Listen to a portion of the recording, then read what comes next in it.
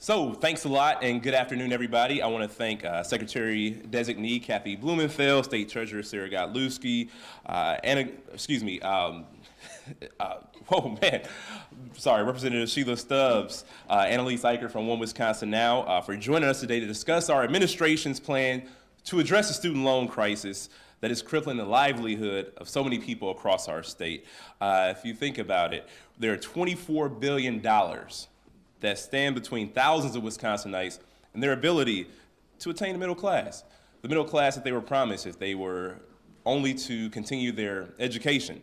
It's a real problem, and not just for people who've recently graduated from college. People who are almost into their retirement are still dealing with student loan debt, stuck and prohibited from making the decisions that will help them to be more active participants in the economy. Decisions like starting a family, buying a car, buying a home, have been delayed for so many people across this state. And we want to look at the window of opportunity that will be available to thousands of people right here in Wisconsin if we were only able to be a leader in the nation in solving this crisis.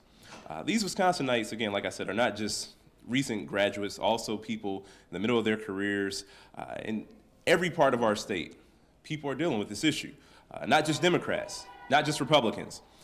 It's the many people who choose education as a path forward and ultimately find out that their economic mobility has been hindered.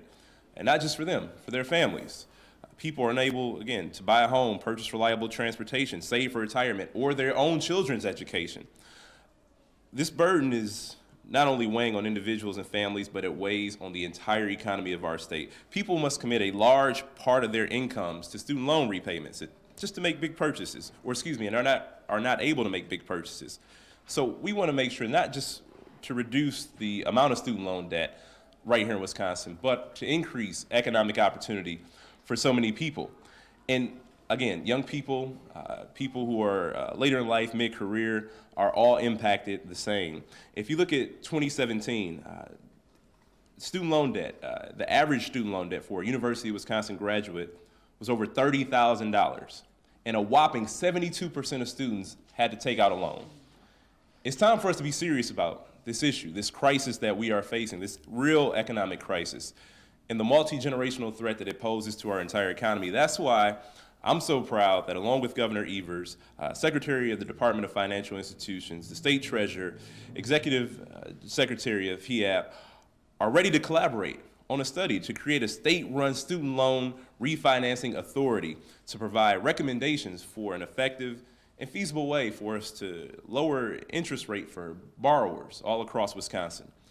We can be a national leader on this issue. There are a couple states who've tried and not necessarily gotten it right, but this is an issue that we are committed to for the future of the state of Wisconsin, to be sure that we're a place that is taking a lead and being very intentional about attracting and retaining talent right here at home.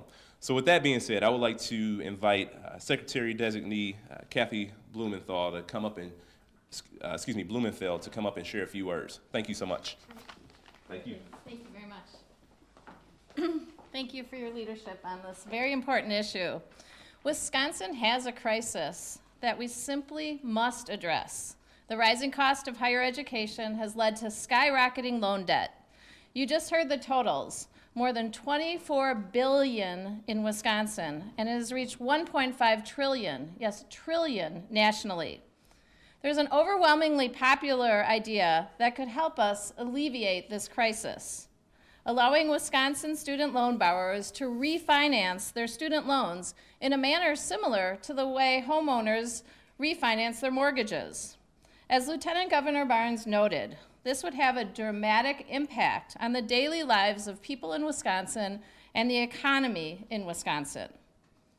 Governor Evers and Lieutenant Governor Barnes have put their values and the values of the people of the state of Wisconsin into this budget. These are the people they traveled around the state listening to from all walks of life and all parts of the state. And they delivered their message clearly. It is past time our state gets serious about higher education affordability and addressing the student loan debt crisis. Other states allow student loan borrowers to refinance their debt. According to the National Conference of State Legislatures, at least a dozen other states have a student loan refinancing program, and a variety of other states are looking into implementing some of these ideas. It's time to join these states, study the other successful programs, and listen to elected officials that we have here today who have been leaders on this issue. The goal of this plan, which is sponsored and proposed by the governor and is in DFI's budget, is to study the concept of a state-run student loan refinancing authority over the next year. The executive budget requires a report back by October of 2020 with recommendations for an effective and feasible way to lower interest rate costs for borrowers. And then this would be included in the 21-23 biennial budget. In addition to regulating our state-chartered financial institutions, the Wisconsin Department of Financial Institution administers Wisconsin's 529 College Savings Program and focuses on improving financial literacy and college affordability for people all around Wisconsin. I want to commend Governor Evers and Lieutenant Governor Barnes for seeking to financially empower the people of our state who take responsibility for pursuing higher education and skills training. It is now my pleasure to introduce our Wisconsin State Treasurer, Sarah Godlewski. I want to thank Secretary Blumenfeld and also thank Lieutenant Governor Barnes. I am so proud to stand here today in support of the governor's budget initiative that will take a critical step in addressing the student loan crisis here in Wisconsin. This issue is personal for me. Despite doing everything right, graduating within 4 years, getting good grades, I had $75,000 in student loan debt and was paying up to 9% interest. I wish that my story was an exception, but it's not. 1 in 5 Wisconsinites struggle with student loan debt. Last year, interest rates for student loans were up to 14%. How can young people get ahead if they can't even keep up? As the state's chief financial officer, I can say this is absolutely unacceptable, especially when we're seeing low interest rates across the country. And unlike a home or a car, these loans cannot be refinanced. Further, some Wisconsinites that I spoke to on the trail this past year were talking about how they were forced to make decisions between paying for their student loans or their prescription drugs. Wisconsinites should not be forced in making these types of decisions. It's time to come up with a pragmatic financial solution that works for everyone. Wisconsin has one of the worst student loan debt averages in the country, and as the Lieutenant Governor mentioned, up to $30,000 per borrower. I'm sick of Wisconsin lagging, and I'm ready for Wisconsin to start leading, which is why I'm really looking forward to starting this study and for us to get behind students because that's our future.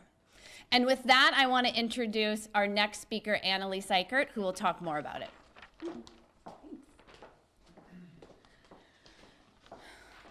Thank you, Treasurer Godlewski and Lieutenant Governor Barnes. Wisconsin student loan borrowers are across the spectrum. This is something that One Wisconsin Now has been working on and studying for the last, almost decade now. And we have conversations with borrowers across the state, and this is a real crisis. I mean, you've heard some of the numbers.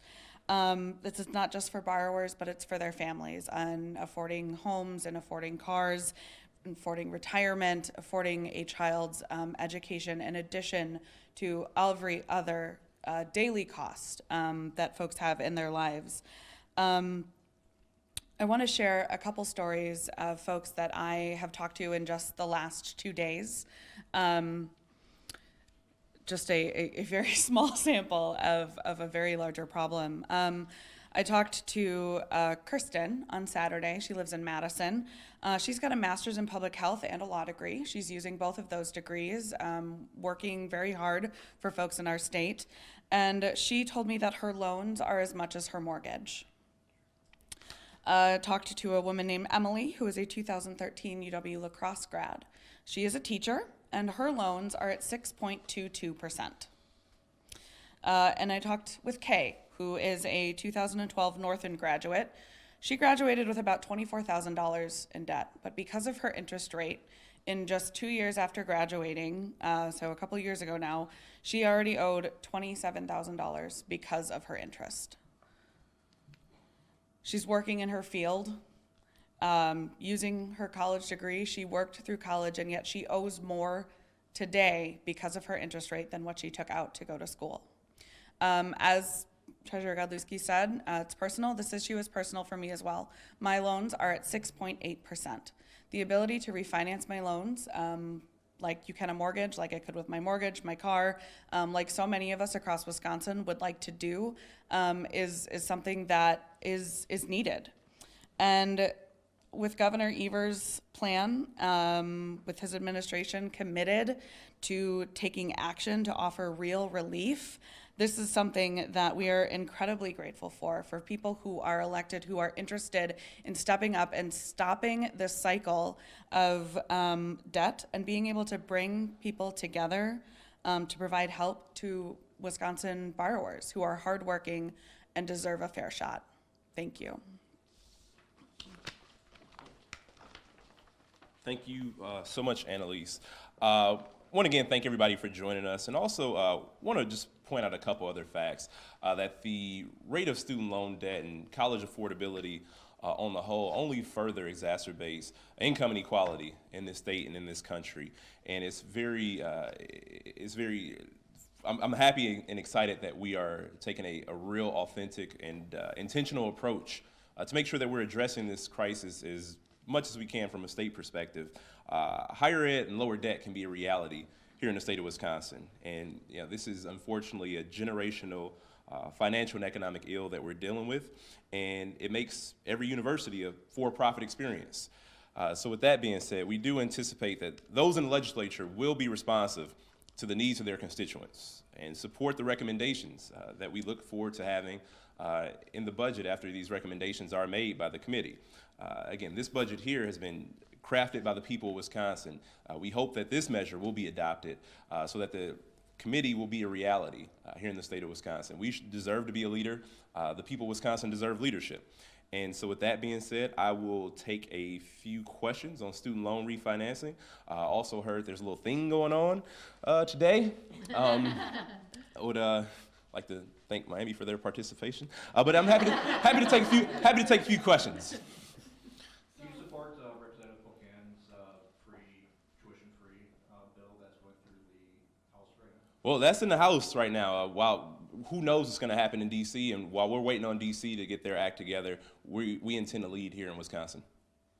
Other states, like you guys mentioned, have moved forward with student refinancing options. Do you think any of them could be a model for Wisconsin, or are you trying to kind of pave your own way with it? Yeah, I will let I can answer either. that. Okay, yep. I really think that one of the best models out there is Rhode Island. Rhode Island has done a really good job of looking at how to leverage our financial tools to address this, whether it's with borrowing through bonding or looking at public-private partnerships. But I think one good example in which we can learn both what's working well and what's not is with Rhode Island. And I've actually had conversations with the treasurer in Rhode Island, Treasurer Magaziner, and he also looks forward to sharing some of the best practices as we move forward.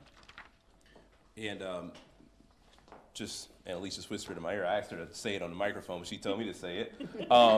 Minnesota started their pilot program, and they're looking to expand that program based on its success and popularity. So, any other questions about stuff in my hometown of Milwaukee that I defended with rigor? Thoughts on the DNC? We have an opportunity. My hometown, a place that I am proud to still call home, our state. I think we are an example of what things can look like. However, there's another press conference happening later this afternoon. So without saying too much right now, just stay tuned for even more exciting announcements. But I think that this is absolutely the right call for so many reasons. As we know, every presidential election goes through the state of Wisconsin, and it's be a great place for us to pick our nominee. So, all right. Thank you all so much for joining us. Thank you for your words. Thank you for your wisdom, your talent, everything you got to offer, and look forward to getting this done.